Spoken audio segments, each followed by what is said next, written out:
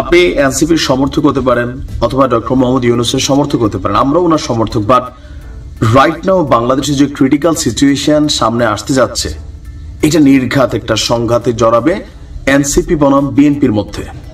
আর যদি এনসিপি এবং বিএনপির মধ্যে সংঘাত হয়, সেখানে শতভাগ নিশ্চিত থাকেন যে রাজপথ রক্তে আবারও রঞ্জিত হবে, কারণ এখানে নানান কিছু ইনফ্লুয়েন্স হবে। মেইন কারণ সেটা হচ্ছে যে এই মুহূর্তে ডক্টর মোহাম্মদ ইউনূস রাজনৈতিক দলগুলোর মধ্যে কোন দলটা সাপোর্টিং পাচ্ছেন? জামাত ইসলাম একাংশে সাপোর্ট করছে, কিন্তু এর বাহিরে বড় ধরনের যে শক্তিগুলো সবগুলো কিন্তু ওনার বিপক্ষে যাচ্ছে।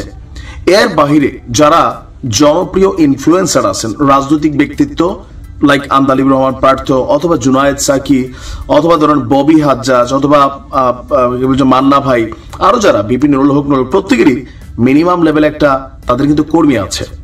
তো আস্তে আস্তে প্রত্যেকেই ওনার সাথে যে দ্বন্দ্বটায় জড়িয়ে যাচ্ছে, এই দ্বন্দ্বটা নির্ঘাত কি আনবে? রাজপথ রক্তাক্ত করবে। আজকে দেখছেন ইশরাক বলছে 2 মিনিট সময় লাগবে নিজে নিজে শপথ করে চেয়ারে বসে যেতে, কিন্তু তিনি সেটা করছেন না, সরকারের দিকে তাকিয়ে আছেন। দক্ষিণনগর মানে দক্ষিণ সিটি কর্পোরেশন কার্যত স্থবির 22 দিন যাবত।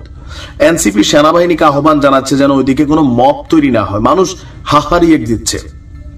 অপরদিকে আন্দালিব রহমান পার্থ তিনি ডক্টর মোহাম্মদ ইউনূসের প্রতি অভিযোগ করেছেন যে আজ থেকে 10-12 বছর আগে পার্লামেন্টে আমি আপনার পক্ষে অবস্থান নিয়েছিলাম, কিন্তু আজকে আমি সেই আপনার বিপক্ষে অবস্থান নিচ্ছি। কেন?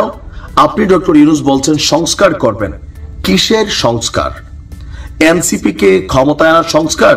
তারা যদি ঠিকমতো রাজনীতি করে সামনে আসতে পারে আমি খুশি হব, কিন্তু তারা প্রথম থেকে প্রত্যেকটা রাজনৈতিক দলকে আক্রমণের মুখে রেখেছে। তারা যে বলে বিএনপি আওয়ামী লীগ মুদ্রার এই পিটেপিট, এটা তারা কেন বলে? এটা বলার একটা কারণ আছে ভাই।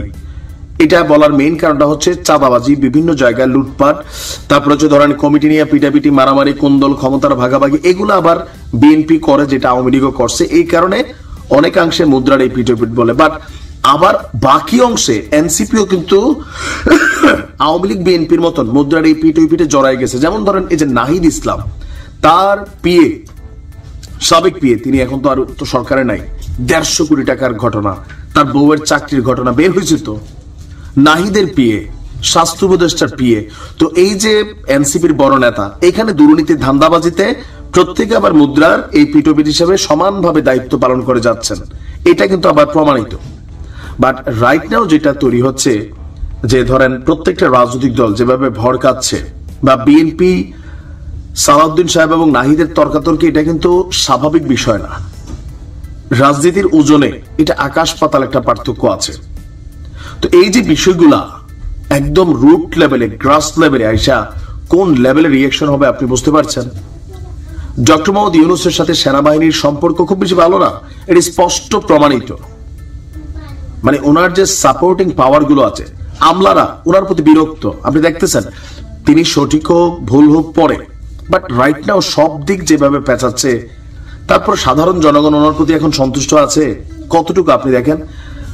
পার্থ ভাই বলছিলেন 28 লক্ষ লোক বেকার হয়ে গেছে, কলকারখানা বন্ধের মুখে।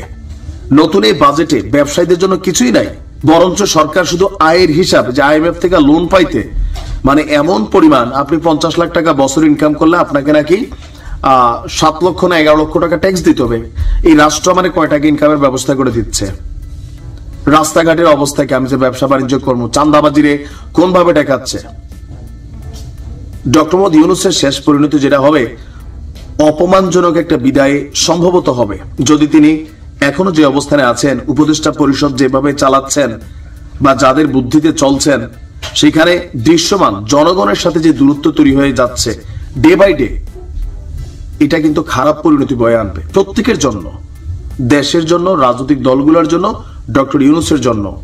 আমরা চাই এগুলো থেকে একটা মিডল পয়েন্টে বের হয়ে আসা উচিত সরকারেরও রাষ্ট্রেরও। অর্থনৈতিক অবস্থা খুবই খারাপ, নিশ্চয়ই একটা সুন্দর সিদ্ধান্ত তিনি নেবেন।